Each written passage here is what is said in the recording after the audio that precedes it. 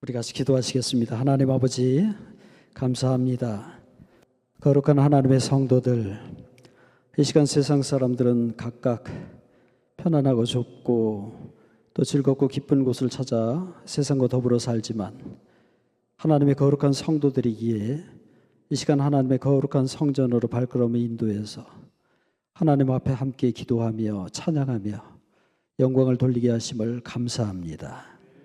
이 시간 우리 사랑하는 성도들, 거친 세파를 헤치며 살아가는 세상 가운데서 때로는 힘들고 때로는 누구에도 말할 수 없는 가슴의 아픔을 끌어안고 남몰래 뒤돌아서서 눈물을 흘릴 때 나와 함께 하시는 여호와 하나님만을 오직 의지하고 하나님께서 내 중심을 보시며 내가 그 하나님 앞에 내 온몸 속에 감추어져 있는 기도의 비밀들까지도 꺼내놓고 기도하기 위하여 이 시간 이 자리에 나왔사오니 하나님 돌아보시고 우리가 구하는 것들마다 다 이루어지는 응답의 역사를 허락하여 주시옵소서.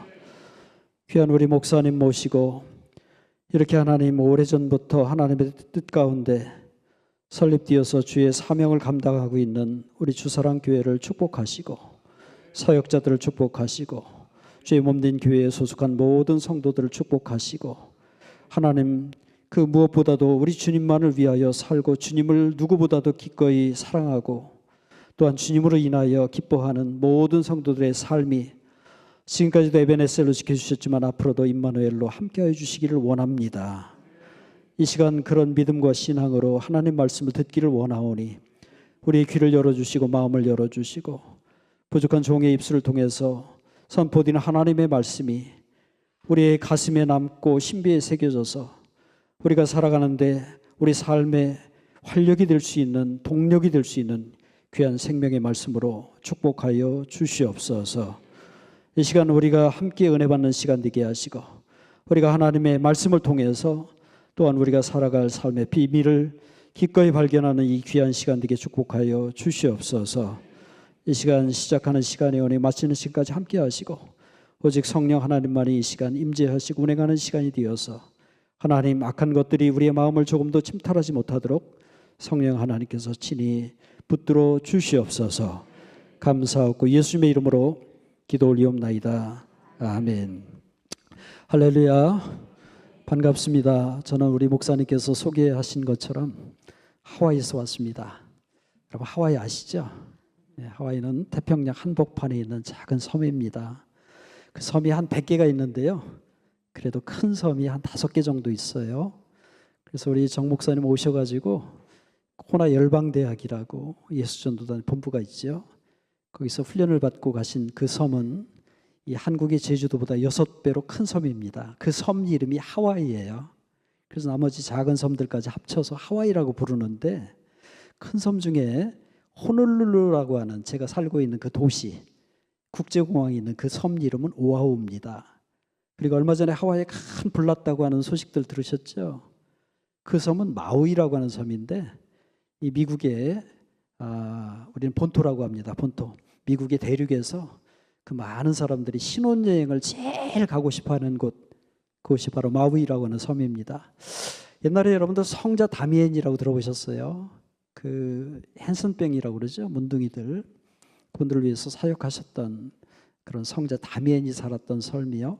몰로카이라고 하는 또 섬이 있어요. 그래서 여러 섬들이 이렇게 있는데 저는 호놀룰루에서 왔습니다. 섬은 각각 다르지만 인사하는 방식은 같습니다. 한 가지예요. 어떻게 인사하느냐면 제가 한번 해볼 테니까 여러분들 따라서 해보세요. 비행기 타고 가지 않고 돈 들이지 않고 쉽게 배울 수 있으니까 여러분들은 엄청 대박 터지는 이 밤입니다. 같이 한번 따라서 해보겠습니다. 알로하. 이 하와이 그래도 제법 산 사람은 알로하 이렇게 하는데 여러분들 보니까 10년 이상 사신 분들 같아요. 이 할로하라고 하는 뜻은요, 우리가 신앙 공동체에서 늘 샬롬하고 인사하죠. 그와 같은 뜻이에요. 근데 그거보다 조금 폭이 좀 넓습니다. 어떻게 넓느냐면요, 이 하와이 사람들의 인심이 지금도 그래요. 하와이 사람들이 좀 더 순수하고 하와이 그 원주민들 있잖아요. 그 원주민들은 이 태평양에 흩어져 있는 폴리네시안이라고 하는 민족들인데요. 그 폴리네시아는 저 피지, 통간, 사모안, 하와이 이런 데를 통틀어서 사는 섬의 민족들을 폴리네시안이라고 그러거든요. 그 사람들이 좀 순박한 데가 있어요. 그래서 지금도 하와이에 오시면은 하와이 섬 뒤편에 조금 시골 같은 데 가서 가다가 길을 잘 모르잖아요. 그럼 길을 물어보면 구멍가게를 하시던 분, 편의점을 하시던 분들이 그 가게를 그냥 비워놔두고 나와서 길을 알려줘요. 그리고 나그네가 잘 가는지 끝까지 지켜봐요. 그 사람의 등 뒤로. 그리고 그 사람의 모습이 보이지 않을 때 들어가요. 이걸 알로하 스피릿이라고 불러요. 알로하 스피릿. 이게 샬롬보다는 조금 더 광의적인데 우리 기독교인들은 이 샬롬의 정신을 가지고 살아가잖아요. 세상 사람들도 알로하 스피릿을 가지고 살아가는데 우리가 얼마나 더욱더 철저하게 우리 주님의 그 정신 철저하게 우리 주사랑교회는 특별히 우리 정 목사님께서 이 제자 훈련에 놀라운 이 목회 사역의 철학을 가지고 임하시는 교회인데 우리 교회가요 하와이 제자 훈련 대표 교회예요. 그래서 제가 사실은요 제가 고백할 게 하나 있어요. 제가 하와이 우리 교회에서 지금 제가 목회하는 교회에서 25년 차로 담임 목사를 하고 있어요. 꽤 오랜 세월이죠. 제가 미국에 간 지는 35년 됐어요. 제가 몇 살 같아요, 여러분들? 자, 몇 살 같이 보여요? 미국에 간 지 35년이면 도대체 저 사람이 몇 살이야? 하면서 지금 굉장히 궁금해 하실 분들이 있습니다. 이것 때문에 설교가 안 들릴 분이 있어요. 끝까지. 이게 궁금해서. 제가 올해 방년 64세입니다. 그러니까 미국에서 한국보다 더 오래 사는 사람이에요, 제가. 한국보다 미국에서 오래 사는 사람이거든요. 그런데 캘리포니아에서 제가 10년 살고요. 하와이에서 지금 거의 25년을 살았는데요. 제가 목회하면서 한국에서 우리 교회 부교역자를 17명 한국에서 데리고 왔어요. 한국에서 이렇게 데리고 왔는데 그 중에 이제 여러 부교역자들, 목회 동료들, 동역자들이 있었죠. 그런데 그 중에 제일 정이 많은 뭔가 여린 것 같으면서도 정이 굉장히 많은 이 부교역자가 한 분이 있었는데 그분이 지금 경기도 이천에 살아요. 그래서 한국에 나오면 저를 꼭 이천에 내려오라고 그래요. 그래서 제가 처음에는 이천이 어떤 곳인지 몰라가지고 야 서울에서 있다가 하와이 돌아가기도 힘들어 죽겠는데 무슨 그 시골까지 오라고 그러냐. 그랬더니 목사님 몰라서 그렇죠. 이천에 오시면 좋아하게 되실 거예요. 그래서 제가 어쩌다 내려왔어요. 5년 전에 처음으로 왔더니 자기가 그래도 함께 동역하던 담임 목사님이 오셨다고 미란다 호텔 제일 좁은 방을 잡아놓고 미란다 호텔 어디 있는지 아세요? 와이키키 있는 거 맞죠? 잡아놓고요. 그리고 목사님 이천에 오시면은 목욕을 하고 가셔야 됩니다. 그래가지고 막 온천탕을 잡아가지고 자기도 헐렁 벗고 저도 헐렁 벗고 들어가자고 막 억지로 끌고 들어가더니 보니까 목사님 여기 앉아가지고 저기 좀 보세요. 제가 보니까 임금님이 목욕하고 간 곳 여기가 이천이래요. 그러면서 막 이천 자랑을 하는데 그 뒤부터는 제가 스스로 빠져가지고 1년에 한 번씩 왔어요. 이천에 1년에 한 번씩 왔어요. 그런데 제가 목회하는 교회에 어느 날 정한민 목사님이라고 하시는 분이 짠 하고 오래전에 나타났어요. 그게 아마 2003년, 2004년쯤 오래전에. 그래서 저희 교회에 오셔서 말씀을 전하시고 그때 저희가 굉장히 큰 은혜를 받았거든요. 저희 교회가 그때 제자 훈련이 제일 활발하게 될 때예요. 근데 제자 훈련에 똑같은 목회 철학을 갖고 계신 분 더구나 오카노 목사님 함께 그런 목회 지도를 받으신 목사님께서 오신다고 그러니까 굉장한 기대를 가지고 말씀을 들었는데 그때 굉장히 큰 은혜를 받았어요.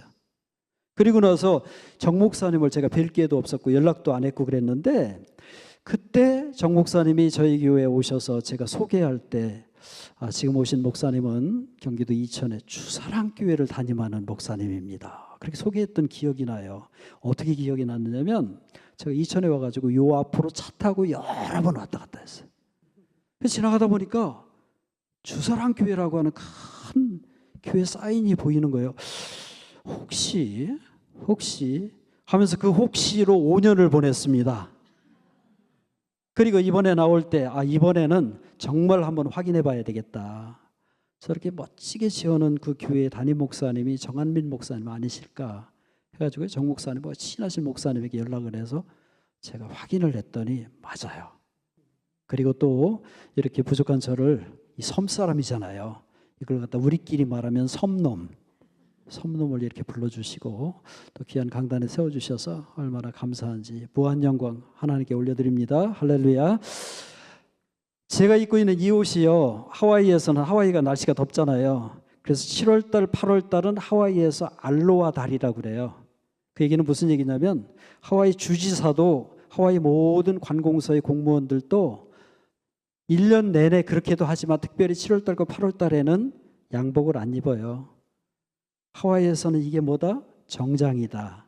그러니까 오늘 저녁에 저 사람 시골스럽게 저 무슨 티셔츠 하나 입고 왔어, 무슨 남방 하나 입고 왔어, 그러시면 안 됩니다. 저는 하와이에서 왔는데 하와이 정장을 입고 왔고요. 그리고 7월달 8월달에 되면 이 하와이 정장 이거 보고 알로하 셔츠라고 하는데요. 이 기간 중에 손님이 오시잖아요. 교회에 부흥 강사 목사님이 오신다든가 이렇게 게스트 스피커 목사님이 오신다고 하면은 교회가 정성스럽게 양복을 한 벌을 준비해서 드려요. 뭘 준비해 드린다고요? 양복 한 벌. 그 양복이 뭐예요? 요거 하나 드려요. 요거 하나. 그래 드리면서 뭐라 그래요? 목사님, 이게 하와이 양복 한 벌 드립니다. 그래 드려요.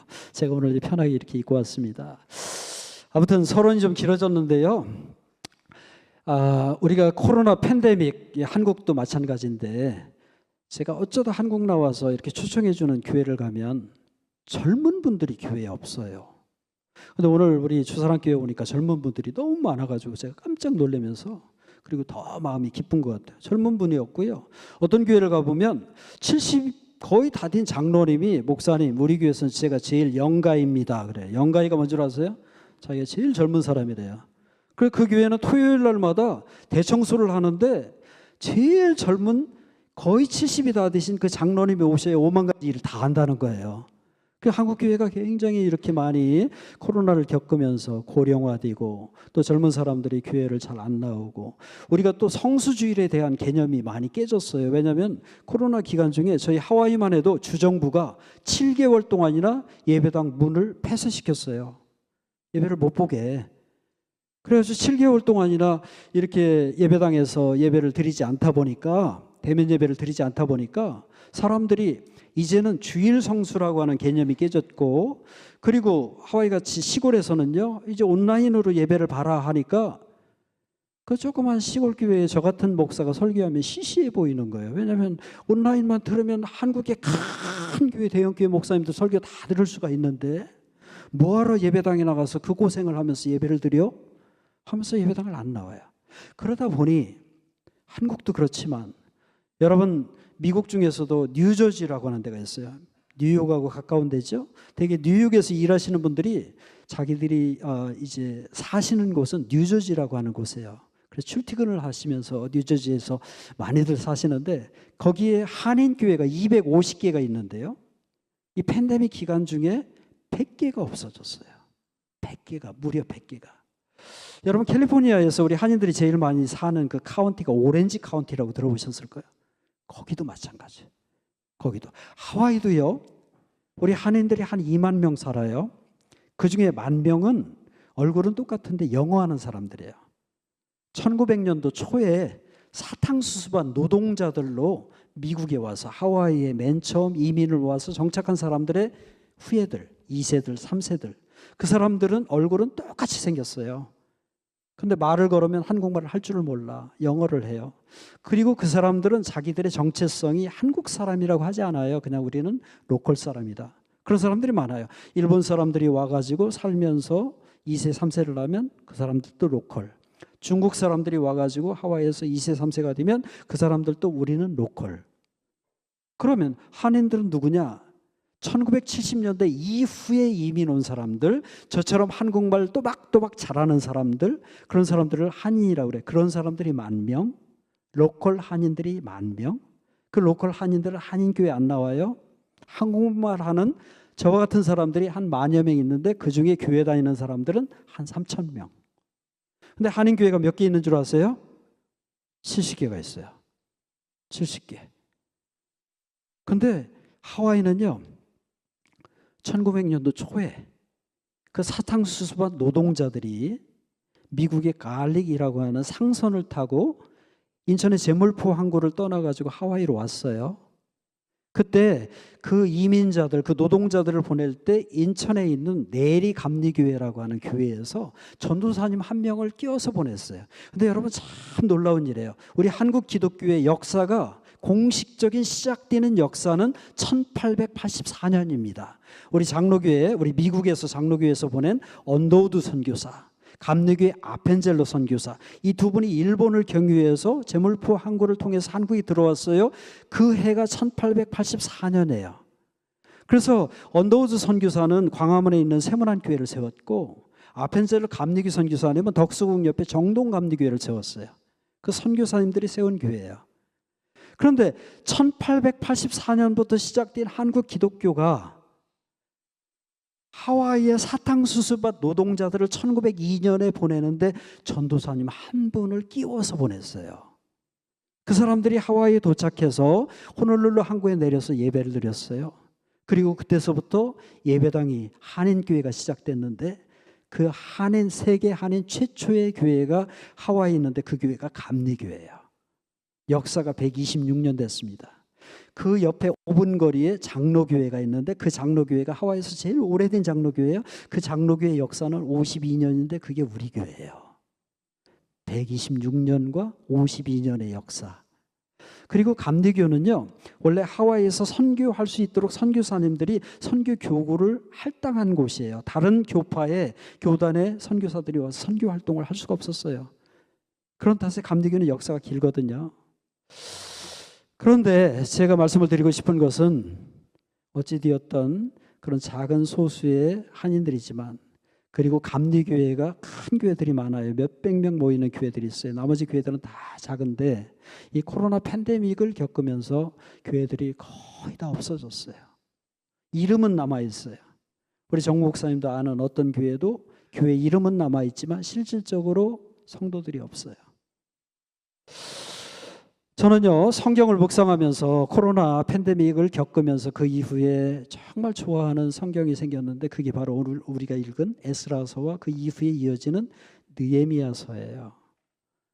여러분, 우리 제자훈련 하시니까 잘 아시겠죠? 성경, 구약성경 특별히 시작되는 게 창조시대, 창세기 1장부터 11장까지, 12장부터 창세기 50장까지 무슨 시대? 족장시대. 그렇죠? 그리고 이후에 출애굽기 함께 이어지는 신정시대, 하나님께서 직접 모세와 같은 현현을 통해서 세오크라시, 하나님께 통치하시는 시대. 그러다 그 이후에 뭐가 이어져요? 사사시대. 아시죠? 사사시대가 이어지고 나서 그 뒤에 뭐가 이어져요? 왕정시대가 시작되죠. 왕정시대 중에서 단일왕국, 그때는 남과 북으로 나뉘어지지 않았죠. 우리처럼 남한 북한이 없었죠. 그러다 그게 나눠지잖아요. 북왕국 이스라엘, 남왕국 뭐? 유다. 그렇죠. 근데 그게 영원한가요? 외침을 받죠. 우리 한민족이 5천년 역사 가운데 2천년의 외침을 받았듯이, 한 번은 일본에서 받고, 한 번은 원나라, 한 번은 명나라, 한 번은 청나라, 이렇게 수없이 우리가 외침을 받잖아요. 마찬가지로 이 왕정시대에 우리가 꼭 기억해야 될 외세, 강한 나라들이 있었어요. 그게 아수르라고 하는 나라, 바벨론이라는 나라 기억하시죠? 그래서 북왕국 이스라엘은 아수르에 의해서 멸망당하고, 남왕국 유다는 바벨론에 의해서 멸망을 당해요. 그러다 나중에는 그 북왕국마저 바벨론에 의해서 전체적으로 통치를 받죠. 이때 서러움이 시작되죠. 그게 뭡니까? 포로로 사람들이 잡혀가요. 그 시대에는 이스라엘 민족이 자신들이 그동안 정말 의지해왔던 여호와 하나님의 이름을 부르지 못하는 시대가 됐어요. 자신들의 말도, 우리가 일정시대 때 36년 동안 서럽고 정말 아팠던 것이 무엇입니까? 우리 고유의 언어를 사용하지 못하고 우리의 이름조차도 일본 이름으로 바꿔야 되는 창씨개명의 아픈 비극의 역사가 있었죠. 어디 그뿐입니까? 우리가 가지고 있었던 집에서 쓰던 숟가락, 젓가락, 심지어는 요강까지도 다 뺏겼죠. 일본 사람들이 그거 뺏어다 뭐 했어요? 전부 다 무기 만들었잖아요. 그게 36년의 아픈 역사 아닙니까?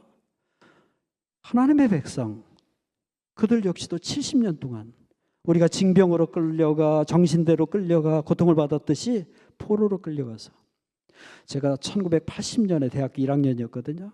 그때 유명한 그 미국의 흑인들의 이 음악 그룹이 있었어요. 보니 엠이라고. 그 보니 엠이 불렀던 노래 가운데 이런 거였어요. By the rivers of 바빌론 아시죠? 아시는 분들은 나하고 연세가 비슷하신 분들은 이게 바로 바벨론 강가에서 끌려간 포로들이 고국을 그리워하면서 불렀던 노래 아닙니까? 그러다 그 서러움의 포로 생활, 그러다 다시 그들이 고향 땅으로 돌아오는 일이 발생하죠. 근데 오늘 본문이 이걸 조금 어려운 말로 오늘 본문, 오늘 말씀하시는 이 컨텍스트가 바로 여기예요. 그들이 고국으로 돌아오는데 그냥 그들이 자력으로 무슨 노력을 하고 애를 써서 돌아오는 게 절대 아니에요. 참 놀라운 일은 하나님의 일은 정말 너무너무 신묘막측해요. 우리 교회는요, 하와이가 관광지다 보니까 많을 때는 주일 예배에 한 20명에서 30명의 방문자들이 와요. 우리 교회가 잘하는 것은 한국 사람들이 있죠. 손님이 오면 뭘로 대접해요? 밥 사주는 거. 우리 교회에서는 주일 예배 끝나고 밥 먹는 거 진짜 중요해요. 목숨 걸고 밥 먹는 거 준비하고 또 열심히 나눠 먹고 그래요. 이게 이민교회의 또 즐거움이에요, 여러분들. 한국에서는 그런 거 못 느끼겠지만 여러분 생각해 보세요. 우리가 여러 민족들이 함께 사는데 어디 가서 그냥 김치 냄새 팡팡 풍기면서 그냥 함부로 쉽게 자유롭게 식사할 수는 없잖아요. 그게 유일하게 가능한 곳이 어디냐면 한인교회예요. 교회에서 그게 가능해요. 그래서 여러분들 우리 교회는 와이키키에서 한 5분 거리 가까운, 그러니까 와이키키에서 제일 가까운 자기 건물을 가지고 있는 교회가 저희 교회예요. 다른 교회들은 이제 미국 교회를 빌려 쓴다든가 오피스 건물을 사무실 이 스페이스를 빌려서 예배를 본다든가 하는데 우리는 우리 교회예요. 하와이 주립대학 바로 옆에 있는데. 그래서 방문자들이 많이 와요. 그러면 꼭 그분들 식사를 대접시키죠. 우리가 주일날 많을 때는 20-30명, 제일 적을 때는 지난주에 3명 왔다고 그래요. 3명. 그렇게 대접을 해요. 밥을 열심히 먹습니다. 우리가 한국 사람들이니까. 그래서 그렇게 이제 우리가 그런 사명을 잘 감당하고 있는데 이제 그분들이 꼭 우리 교회에 와서 참 감사하는 것은 우리가 이렇게 여행을 잠깐 왔는데도 이렇게 한국말로 예배드리고 함께 김치찌개 끓여서 같이 먹고 하는 게 늘 즐거운 일이래요. 우리 한국 사람들은 어디를 가도 그래요. 어디를 가도. 근데 지금 이 바벨론이라고 하는 나라에 포로로 잡혀갔던 사람들이 70년 만에 돌아왔는데 이게 우연이 아니에요. 제가 우리 교회 20명, 30명 방문자들이 올 때 꼭 예배 시간에, 광고 시간에 꼭 인사를 시켜요. 뭐라고 인사를 시키냐면 오늘 제 옆에 당신이 앉아 있는 것은 결코 우연이 아닙니다. 여러분 생각해 보세요. 하필이면 그날 신혼여행을 왔어. 그 하고 많은 365일 가운데 지난주 토요일 날 너도 나도 같이 한국에서 결혼식했어. 그리고 이날 신혼여행을 왔어. 근데 아까도 말씀드렸지만 하와이에 큰 감리교회도 있고 한 70여 개의 교회가 있는데 하필이면 이 교회에 이 시간에 와서 내 옆에 앉아서 예배를 드려? 이게 우연이라고 생각하세요, 여러분? 저는 하나님이 하시는 일은 결단코 우연이 없다고 생각해요. 오늘 성경이 그걸 말씀하는 거예요. 이미 이사야서 200년 전에 북방에서 한 사람이 올 것이다 라고 하는 예언이 있었는데 오늘 에스라서 1장 1절에 보니까 바사 초대 임금 이름이 누구라고요? 고레스라고 하는 사람이 올 거래요. 이 바사는요, 이제 역사 공부를 해보신 분들은 페르시아라고 하는 나라를 성경적인 용어로 번역하면서 바사라고 붙여놓은 거예요. 아까 제가 아시리아를 아수르라고 불렀듯이. 그리고 이 고레스라고 하는 이름은요, 미국의 우리 2세들, 3세들 사이러스라고 하는 이름을 가진 아이들이에요. 이 고레스가 사이러스예요. 사이러스 킴, 사이러스 문, 사이러스예요. 이런 사람이 올 거라고 이미 이분이 나타나기 전에 200년 전에 이사야서를 통해서 예언이 됐어요. 근데 성경에서 예언이 되면 반드시 어떻게 되죠? 성취가 일어나죠. 성취가 이루어졌어요. 근데 이 사람이 와서 무슨 일을 하느냐? 예레미야서를 보니까 그 모든 포로들이 정말 70년간 고통을 받다가 해방되는 그날이 있을 텐데 그때 그것이 우연이 아니라 바로 준비되어진 이 사람을 통해서 이루어질 것이다 라고 하는 말씀이 있어요. 그게 바로 오늘 우리가 읽은 에스라서 1장 1절이에요. 우리 에스라서 1장 1절 다시 한번 읽어볼까요? 혹시 성경 띄워줄 수 있어요? 에스라서 1장 1절. 방송실 혹시 띄워줄 수 있습니까? 예. 야고보서 말고 우리 에스라서 1장 1절 시작. 바사왕 고레스 원년에 여호와께서 예레미야의 입을 통하여 하신 말씀을 이루게 하시려고 바사왕 고레스의 마음을 감동시키심에 그가 온 나라에 공포도 하고 조소도 내려 이르되. 자 보세요. 이게 지금 이스라엘하고 아무 상관도 없는 이스라엘을 다스리는 외세 강대국의 왕이 고레스 임금인데 그가 한 일이 뭐냐면 이스라엘 민족들에게 그냥 적당하게 너 해 이런 정도가 아니라 명령인데 엄청난 명령에다가 확인사살까지 하면서 선포했어요. 조서도 칙령 이중으로.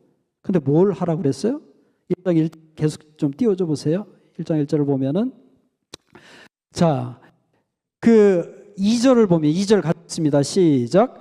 바사왕 고레스는 말하노니 하늘의 하나님 여호와께서 세상 모든 나라를 내게 주셨고 이게 명령하사 유다 예루살렘의 성전을 건축하라 하셨나니. 성전이 없어요. 그 암흑의 시대 동안 여호와 하나님을 믿고 살았고 그들이 예배를 잘했었어요. 그런데 이방 민족 고레스를 통해서 하나님께서 무슨 일을 하느냐면 야, 성전이 있어야 하나님의 백성들이 예배를 하지. 여러분 생각해요. 그 옛날에 미국이 정말 위대한 나라다, 훌륭한 나라다라고 말할 때는 어떻게 설명을 했느냐면 미국은 아프리카, 아시아 온 나라 열방에서 민족들이 모여서 살아가는 나라인데 이 위대한 힘의 근원은 멜팅 팟, 용광로에 들어가서 다 하나로 녹아서 하나가 되는 것이다 라고 설명을 했어요. 옛날에. 지금은 안 그래요. 미국이라고 하는 나라는 사람들이 각각의 다른 민족들이 미국이라고 하는 나라에 모여서 그들이 하나가 되는 힘이 있었는데 그게 용광로 속에 들어갔다가 다시 나오는 것이다. 그래서 멜팅 팟, 용광로 그런 표현들을 많이 썼어요. 요즘에는요, 미국의 학자들이 미국을 설명할 때 미국이란 나라의 위대한 힘은 샐러드다 그래요. 여러분 샐러드 드셔보셨어요? 샐러드가 어떻게 돼 있죠? 안에 상추도 들어가고 채도 들어가고 당근도 들어가고 뭣도 들어가고 다 섞이죠. 근데 샐러드를 먹어요? 하나씩 골라 먹어요? 같이 먹죠. 그러면 그 맛을 무슨 맛이라고 그래요? 샐러드 맛이라고 그래요. 샐러드는 여러 가지가 함께 섞여진 것을 한꺼번에 입에 넣고 느끼는 맛을 샐러드 맛이라고 그래요. 이게 무슨 얘기냐면 미국이라는 나라에 여러 민족들이 있는데 그 민족들이 가지고 있는 고유의 힘, 이 힘이 각각 제 기능을 발휘해서 오늘날 유나이티드 스테이트 오브 아메리카 미국이라고 하는 큰 나라의 힘을 형성하고 있다라고 오늘날 학자들은 설명을 해요. 여러분 일본이 우리 한민족을 다스릴 때 어떻게 다스렸냐면 너희들 한국말 쓰지 마 이름도 바꿔 이랬잖아요. 일본도 마찬가지로 포로로 다 끌고 가가지고 그들의 하나님 그들이 가지고 있던 종교 문화 것들을 말살시켰어요. 그런데 지금 바사 왕국이 들어서고 고레스라고 하는 임금이 들어서면서 야 너희가 옛날에 했던 거 다 해. 너희 문화 다시 찾아가. 신앙 다시 찾아. 했단 말이에요. 근데 그게 신방통한 게 그들의 스스로의 노력이 아니라 바로 이방 민족을 통해서 그러한 일이 벌어졌다는 거예요. 근데 하나님께서 그러면 그 왕국의 고레스 임금을 어떻게 사용하셨느냐? 1절 다시 보세요. 1절을 다시 볼게요. 지금 좀 볼 것 같아요, 아마. 자, 1절 한번 같이 한번 읽어볼까요? 자, 시작. 바사왕 고레스 원년에 여호와께서 예레미야의 입을 통하여 하신 말씀을 이루게 하시려고 바사왕 고레스의 마음을 감동시키시며 여기에요. 뭘 어떻게 했다고요? 감동시키시며. 감동이라고 하는 말은 히브리어 말로 헤이르라고 하는 단어를 써요. 헤이르라고 하는 단어는 뭐냐면 여러분들 누가 억지로 나를 갖다 누워있는 나를 일으키려면 얼마나 힘들어요. 그렇잖아요. 무겁잖아요. 여러분들 신랑 누워서 그냥 자빠져 있는데 한번 일으키려면 어때요? 우리 각시 여러분들 신랑 일으키려면 어때요? 힘들죠. 근데 신랑이 그냥 각시말을 잘 들어가지고 고분고분한 사람이 있어요. 기분 좋을 때. 아, 여보 일어나. 그럼 벌떡 일어나죠. 어떤 게 쉬워요? 자기 스스로가 일어나는 게 훨씬 쉽죠. 마찬가지로 이 헤이르라고 하는 단어의 뜻은 일으킨다, 또 스스로 일어나다, 그런 뜻이 있어요. 무슨 일을 할 때 감동을 통해서 이루어지는 일은요, 쉬워요. 지금 어떤 감동이 바사왕 고레스에게 들어갔느냐면 하나님의 감동이 들어갔다는 거예요. 여러분, 이것을 갖다가 뭐라고 설명하고 싶으냐면 우리 교회 안에서는, 우리 신앙생활을 하는 우리들에게는 성령의 충만함이다 라고 저는 설명하고 싶어요. 이 성령이라고 하는 것은 말입니다, 여러분, 충만하기도 하지만 소멸되기도 해요. 그래서 우리가 이 충만함을 늘 유지하기 위해서 어떻게 해야 돼요? 늘 깨어서 경성함으로 기도해야죠. 하나님 말씀 붙들고 기도해야죠. 우리가 이 성령의 충만함을 유지하는 것은 쉽지가 않아요. 얼마나 많은 유혹들이 있어요. 또 원수 마귀 사단이 가만히 있어요? 난리를 치죠. 그래서 어느 날 그냥 룰루랄라 찬양을 부르고 기뻐하던 사람이 어느 날 보면 저 사람 무신론자야. 왜요? 똑같은 사람인데 어느 날 갑자기 달라진 것은 그 성령이 소멸됐기 때문에 그래요. 오늘 하나님의 영이, 감동이 바사왕 고레스에게 찾아갔어요. 그때 무슨 일이 일어났어요? 공포도 하고 칙령도 하고 조서도 내려서 하나님을 섬겨라, 성전을 건축해라, 다시 너희들의 신앙을 회복해라. 건물만 회복하는 것이 아니라 너희들의 영성을 회복해라. 과거에 너희들이 하나님을 사모하고 하나님을 정말 앙망하고 그랬던 그 마음, 그 신심을 다시 리커버리, 불러일으켜라 하는 거예요. 여러분, 감동이 일어나면요, 무슨 일을 해도 즐거워요. 오늘 그 이후에 이어지는 우리 이스라엘 백성들의 리액션이 나오죠. 뭡니까? 성전을 건축하는데 가만히 있어요? 열중시하고? 아닙니다. 자신들이 가지고 있는 것들을 즐거이 헌신해요. 여러분 생각해 보세요. 저는 이제 목사니까 여러분 참고하고 들으세요. 목사니까 당연히 11조 생활하지요. 또 감사 생활하지요. 근데 저는 가능하면은 그 다음 주에 헌금할 것을 주일 예배 끝나고 와서 준비해 놔요. 한 주 후에 거. 왜냐하면 주일날 예배를 드리면 예배 끝나고 집에 가면 늘 기뻐요. 은혜가 차서. 이게 조금 며칠 지나가면서 소멸이 돼요. 그래서 기쁠 때 하나님께 드릴 것을 준비해 놓으면 양이 많아지더라고요. 그러면서 이제 이 조금씩 은혜가 떨어지면 조금씩 빼요. 그래서 언제가 제일 인색하느냐면 은혜가 완전히 소멸됐을 때, 무슨 나는 장로기 때문에 11조 생활해야 돼, 나는 권사기 때문에 감사헌금해야 돼, 이렇게 돼버리더라고요. 그래서 은혜가 가장 많을 때, 감동이 있을 때 드리는 것도 즐겁더라.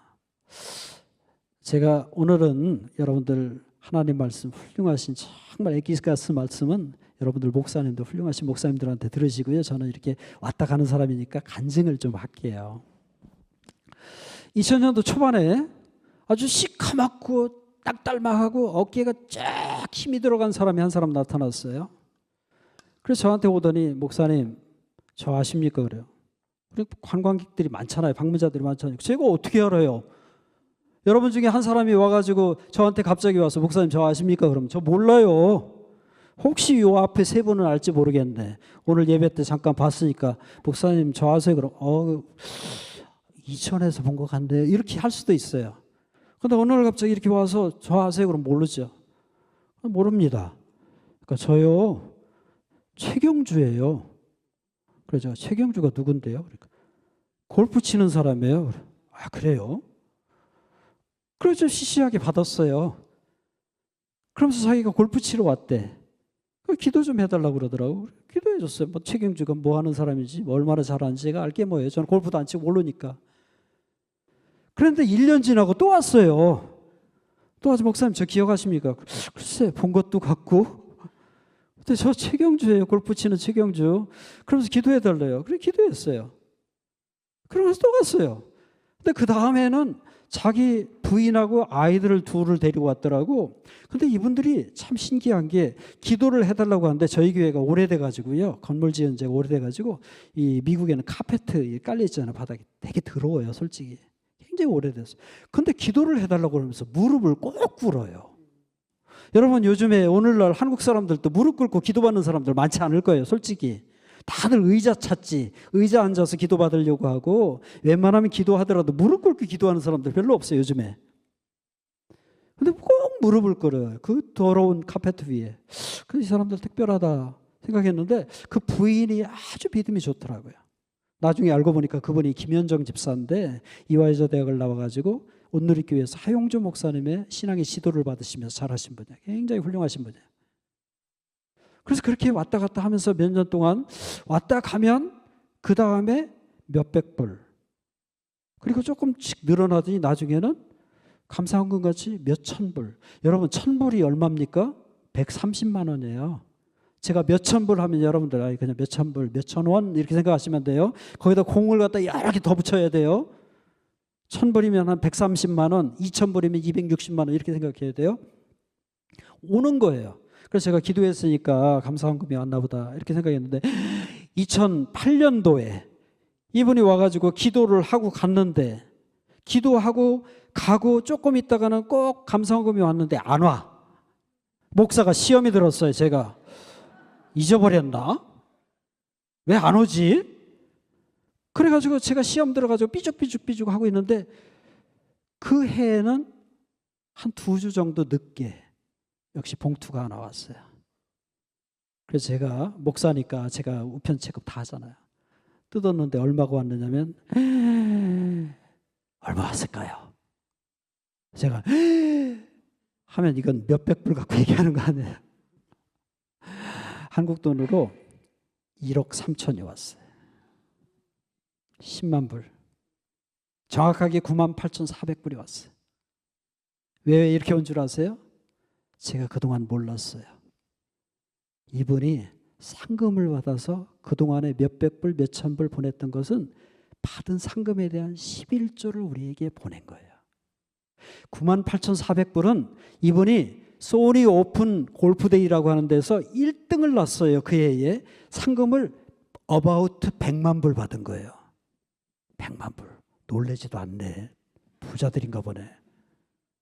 100만 불이면 10억 넘는 거 13억. 그래가지고 11조가 13억 받았으니까 얼마가 와? 1억 3천이 온 거예요. 정말 감동을 하고 놀랐어요. 우리가 그 돈 받아가지고 하와이에서 이제 뉴욕에 가면 뉴욕 퀸스 장로교회라고 있어요. 그분이 총신대, 미국에 있는 총신대 대학원 제일 선배 1회 그리고 총신대를 대표하는 그런 목사님이세요. 장영춘 목사님이라고 돌아가셨는데 그분하고 제가 사역을 같이 했어요. 세계 한인 목회자 세미나라고 그런 걸 하와이에서 한번 한대요. 그래서 우리가 그 많은 돈을 받아가지고 우리만 쓰면 안 되잖아요. 전 세계의 한인 목사들, 특별히 이민교회 목사들이 하와이 왔어요. 그 세미나에 참석하러. 그때 와이키키에 있는 하얏트 호텔이라고 굉장히 좋은 호텔이 있어요.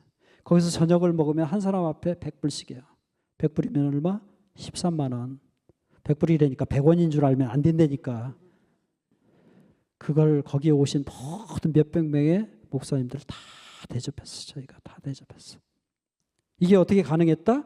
최경주 선수의 믿음으로 드려진 예물을 통해서 가능했다. 그럼 최경주 선수한테 우리가 우리 교회 왔으니까 세금 내고 가세요. 통행세 내세요. 와가지고 빈손으로 가면 됩니까? 뭘 좀 떨어뜨리고 가세요. 이랬습니까? 아니야.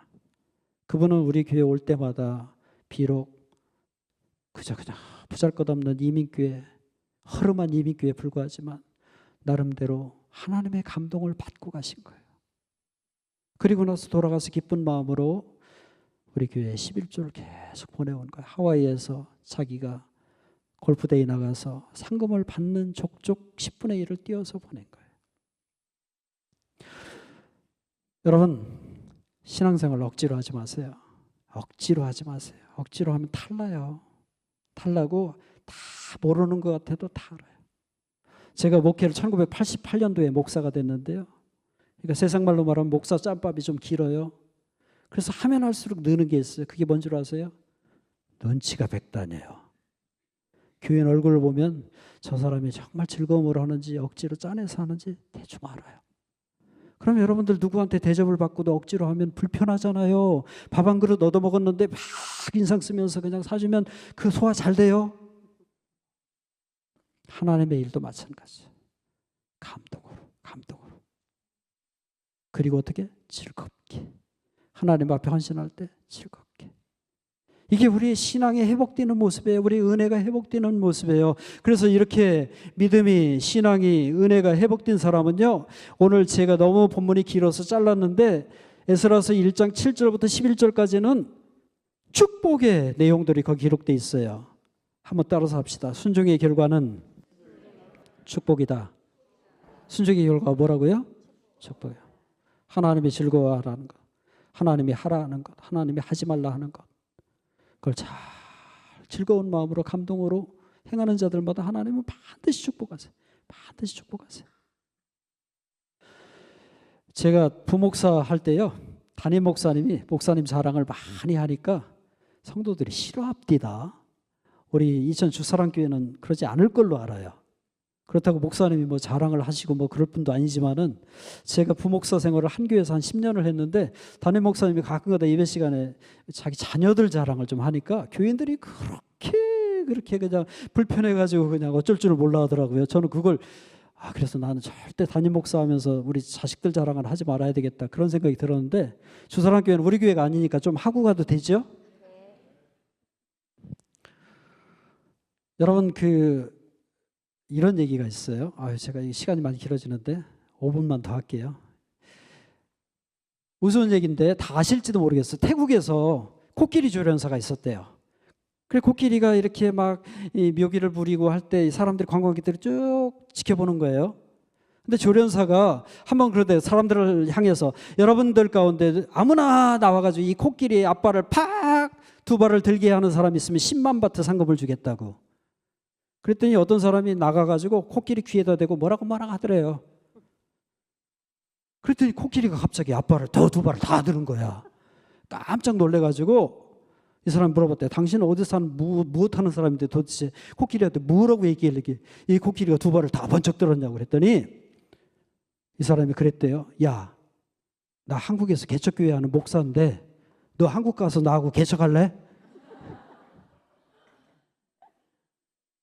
코끼리가 두 발을 번쩍 들은 거예요.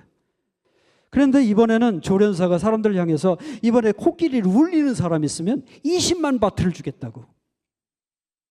그랬더니 어떤 사람이, 또 한국 사람 비슷한 사람이 나가가지고 코끼리한테 뭐라고 속삭이더래요.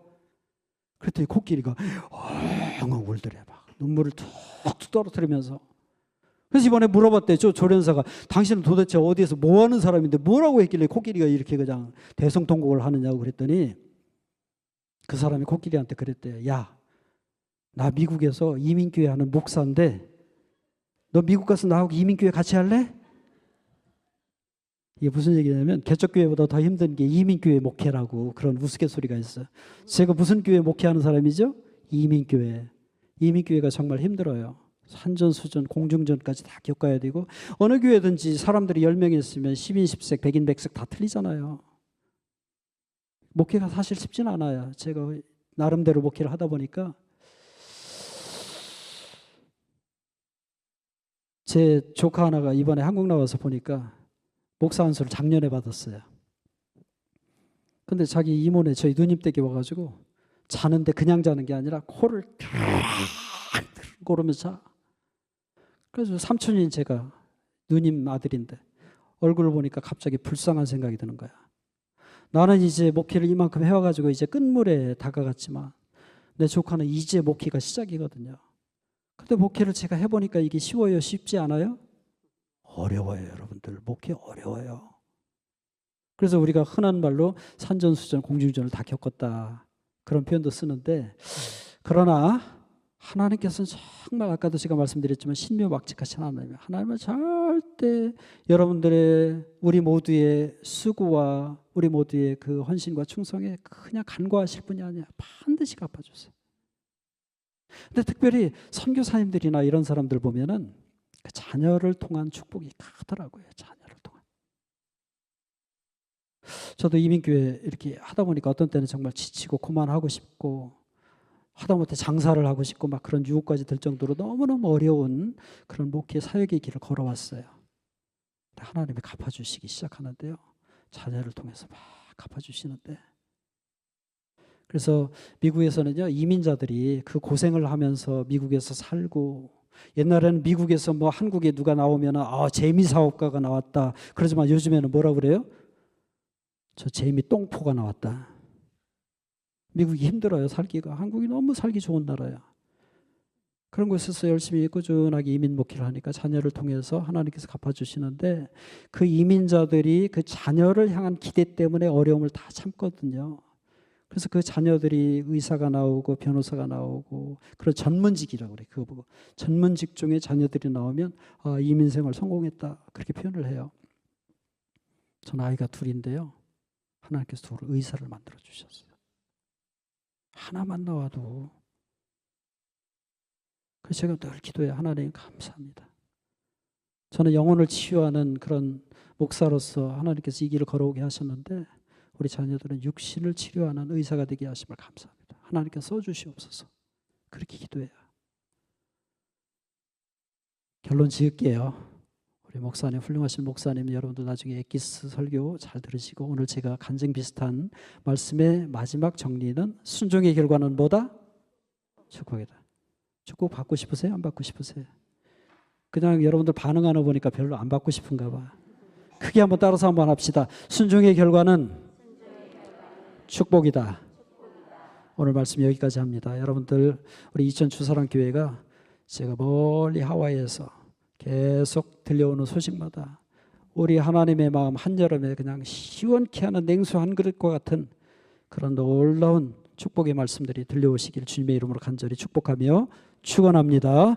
하나님 아버지 감사합니다. 이 밤에 하나님께서 부족한 종을 세워주셔서 우리 사랑하는 귀한 성도들과 은혜를 나누게 하심을 감사합니다. 하나님, 우리에게 성령의 감동, 하나님의 감동을 그치지 않게 하시고, 이 성령 충만함으로 우리가 무슨 일을 임하든지 즐겁게 기쁘게 임하게 하시고, 하나님이 일어나라 하면 기꺼이 일어나고 앉으라 하면 앉을 수 있는 순종하는 자들 되게 하시고, 그 결과는 반드시 하나님의 축복인 것을 간증하는 인생 살아가게 인도하여 주시옵소서.